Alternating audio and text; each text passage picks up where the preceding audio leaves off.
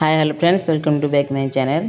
आज कॉलेज रे आसी बसतिली इच्छा हला कोन खाइया देखला जी किछ घर नै के नाहंती समते गां को जैसंती म आगुआ पळे आस्तिले गां रो घर को ए गोटे लिट्टी चोखा वाली गोटे जिंस हम करू जे चिन्नी आ आटा ग्राइंडिंग करके ताको पूरा गोळी देकी मैरिनेट करके रखी ताको बेली देली गोल गोल करके बेलिली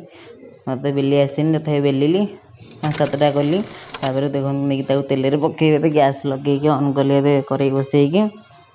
तापर गोटे आनी के पटे 5-7टा मु बेली सेलेनी फिटम तेल अबिगा देली तेल हीट होला जाय ताको छाड़ी दबा